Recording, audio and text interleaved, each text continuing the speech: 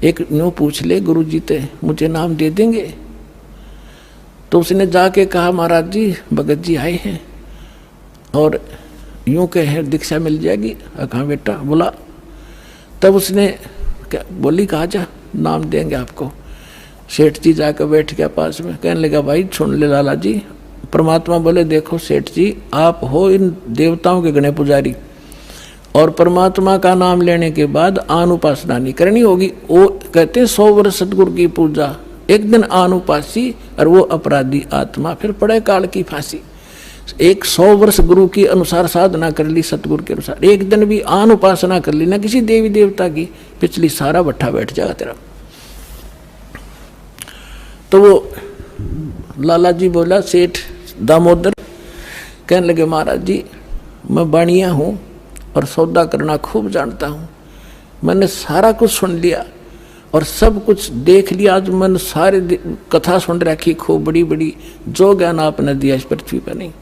और मैं जो वचन कराया करूँ दाता और पक्का करता हूँ, आप मेरे गुरु में आपका चेला। फिर कहा कि भी देख मैं दानक और तू लाला जी, कल न तेरी बरादरी वाले भी तुझे धिक्कारेंगे। ने बोला जी मुझे नाम दो और आप साथ रहियो दास के, जो होगा सो देखी जाएगी, मुझे दीक्षा दो।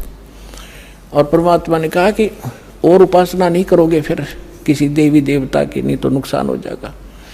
लेकर नाम और परमात्मा का हाथ से चित्र बनाया करते थे, वहाँ जब का हाथ से बनाया करते थे सब जगह मिला करते थे।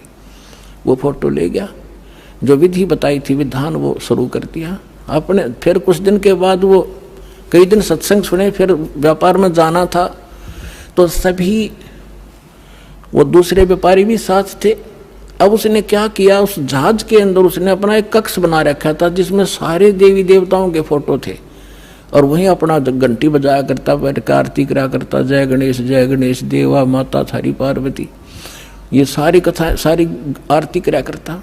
अब उसने क्या किया, जाके पहले सारी मूर्ति उठाई और समुद्र में जहाज उठाए, समुद्र में जल प्रवाह कर दी और एक फोटो परमात्मा कबीर जी का लगा लिया। अब दूसरे जो थे वो लाला जी, उन्हें देखा रहे दामोदर ये देवी देवताओं के फोटो कहाँ गए। तो उसने बताया भाई मैंने दीक्षा ले ली गुरु जी से और गुरु जी का जो सतगुरु की पूजा करते हैं ना, वो देवी देवताओं की पूजा नहीं करनी होती, इसलिए मैंने वो आदर के साथ जल प्रवाह कर दिया। तो वो सारे कहने लगे रहे तू भट्ठा बैठावेगा, तेरा नाश हो जाएगा। क्या है ये कबीर, ये धानक एक जुलाहा, इसकी कड़फंटी में आ गया तू, कहाँ बातों में आ गया, तेने देवता छोड़ दिए, रामकृष्ण जैसे बलवान भगवान छोड़ दिए, देखना तेरा क्या होगा। वो बोले भाई कुछ भी हो मेरे साथ, आप अपनी क्रिया करो, मैं आपको ना कहता, आप मेरे पीछे क्यों पड़ गए, मैं अपनी करूँगा आप अपनी करो। अब उस दिन उसके बाद उसको कबीर कहने लगे कि यूँ आ गया कबीर, दामोदर कहना छोड़ दिया।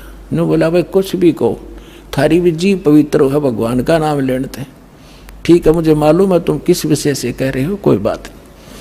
अब वो चले गए और सब अपना माल लाद के बच्चों समेत जा रहे थे कुछ तो, क्योंकि 3-3 4-4 महीने वापस आया करते थे।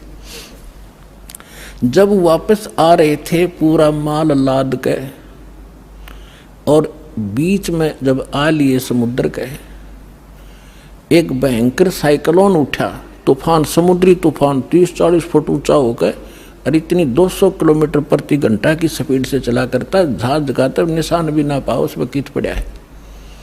और देख लिया उन नबी, क्योंकि छोटे मोटे तूफान कई बार ऐसे होते थे, वो उनको पता था ऐसी स्थिति थी बहुत भयंकर होती है। उन्होंने देखा तूफान उठ गया भाई, शाम का समय था, बिल्कुल सूर्यास्त होने वाला था। अब इतना भयंकर तूफान उठा, उन्होंने देखा कि वो तब हो गया, काम बिगड़ गया। और तो थोड़ी बहुत तूफान दूर था, समुद्र में हलचल पहले शुरू होगी और जहाज डगमग करने लगा जो बुरी तरह। अब सारे अपने अपने देवता ने याद करें, कोई राम ने, कोई कृष्ण ने, जो भी जिसका इष्ट था, और दामोदर शांत बैठे।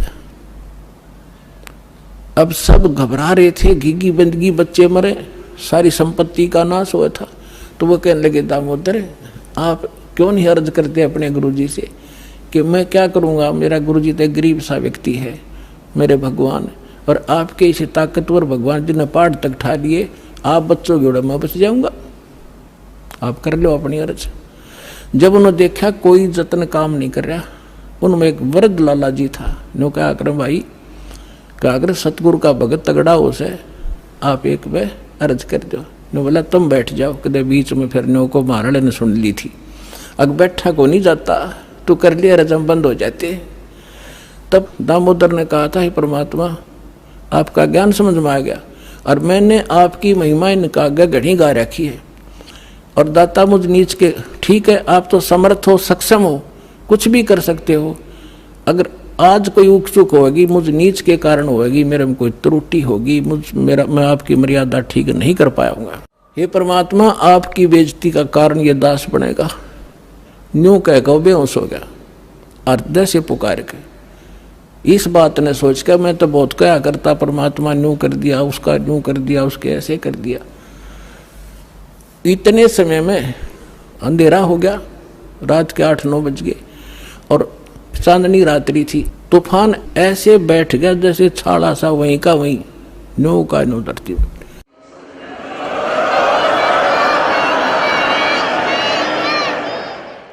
और समुद्र के जल में जरा सी भी हलचल नहीं। अब उस दामोदर को पानी के छींटे छाटे मार के मुंह पे होश में ले आए। तब उन्होंने कहा कि भाई दामोदर हमसे बड़ी घनी गलती हुई, हमने आपके गुरुदेव की बेइज्जती करी, हम कति नीच प्राणी हैं। और उन्होंने संकल्प कराया था कि यदि आज जान बच गई, हमारे भगवान तो फेल हो लिए, जब आज ये तूफान रुक गया, हमारी जान बच गई, दामोदर हम तेरे साथ चलाएंगे, नाम लेंगे उस परमात्मा का। तब दामोदर को कंधे पे बैठा लिया उन लालाओं ने, हर ने बोले बोलो दामोदर की जय। ने बोला नहीं, जय बोलो जिसने यू काम कराया है, बोलो कबीर परमेश्वर जी की जय हो।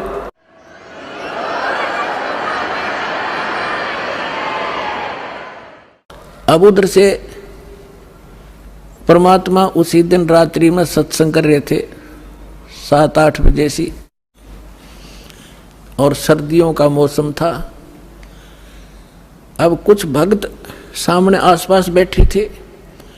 एकदम परमात्मा ने क्या किया, ऐसे मुंह पर कर नो हाथ फेर कर ऐसे झटका दिया, आसपास के बैठे भक्तां के छींटे लगे। उन्होंने सोचा भी पसीने कैसे आगे सर्दी में, गुरुजी आपका पसीने आगे? तो प्रभु बोले ना भाई पसीने को नहीं आए।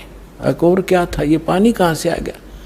कि मेरे भगत का जहाज डूबा था, दामोदर सेठ नहीं था, भी नाम लेके गया था। हाँ जी हाँ जी, उसका जहाज डूबा था भाई, अब वो उसने बचा कर आया हूँ। अब वो भगत सोच रहे थे अक भाई, अब क्योंकि हम भक्ति अवश्य करते हैं लेकिन विश्वास दृढ़ नहीं होता। और परमात्मा कहते हैं कहा हो तो हरि नाम से, जब मन में नहीं विश्वास, बिना विश्वास के जो भक्ति करते हैं वो सफल नहीं होते। तो वो कच्चे से थे और मन में उनका न्यू थी, ऐसे ही शब्द गा रहे थे, ज्ञान सुना रहे थे, पसीने आगे होंगे, हमारे सामने बैठे और वहाँ कैसे समुद्र में जहाज बचा के आए हैं। वो तो बात कही आई हुई। अब वहां से जब वो चलकर आए सेठ, 1-2 दिन और लग गया उन्होंने। उस दिन फिर सत्संग हो रहा था। वो पहले अपने घर गया, घर जाकर पता चला कि मेरी धर्मपत्नी भी कूड़े जा रही है, सत्संग में गई हुई है। और सारे वो सेठ ने बोले पीछे घर जावांगे, और सारे बच्चा ने साथ ले रहे, पहले अब परमात्मा का उपदेश लेंगे जब घर बढ़ाएंगे। अब हमारा बाकी आज का जीवन, आज के बाद का जीवन उनका ही हमारा। और सारे वहां चलेंगे, सीधे वहां 15-20 लाला जी उनका परिवार है। अब क्या हुआ, अब उधर सत्संग चल रहा था, वही भक्त मिले जुले से वो आया करते उस क्षेत्र में, तो सारे वही बैठे।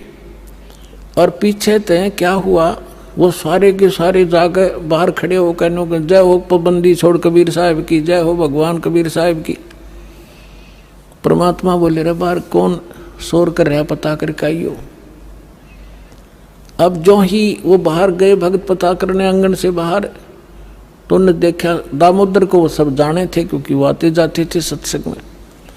तो उन्होंने आकर बताया जी दामोदर सेठ आ रहा है और उसके साथ और कई लाला जी हैं, सेठ हैं, और आपका दर्शन करना चाहते हैं। बोला बुला लो भाई, क्या बात होगी।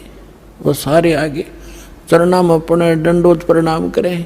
हे भगवान, आपने दया कर दी, हमारे जीवन रक्षा कर दी। परमात्मा, हमसे बहुत भूल हुई, हमने बहुत गलती की, आपके भक्त को बहुत सताया, टॉर्चर किया, इसको माफ़ करो हम अपराधियों को। भगवान, आपने हमारी जान बचा दी, हमारा जहाज डूबता आपने बचा दिया। परमात्मा बोले क्या कह रहे हो भाई। और परमात्मा चाहो थे जिनका मन में शंका थी, वो उनका भ्रम निवारण करने के लिए सच बताओ सारी कहानी क्या हुआ था, कि भगवान ऐसे ऐसे हो गया था। हमने अपने सारे जंतर मंतर कर लिए थे, कोई राहत नहीं मिली। फिर हमने आपके भगत आराध करी थी, इसने आपको पुकारा के मंत्र पढ़ा यू जाने, यू बेहोश हो गया आपको पुकार के। तब कहा बेटा मैं ही वहां पहुंचा था और आपकी रक्षा करी थी, और आपका अब सौभाग्य है कि आपको इस संकट आपके लिए वरदान से दोगा कि आपके समझ में आ गई और आप यहाँ आगे दीक्षा लो और अपना कल्याण कराओ। सभी ने नाम लिया, उनका कल्याण हुआ। बोलो सतगुरुदेव।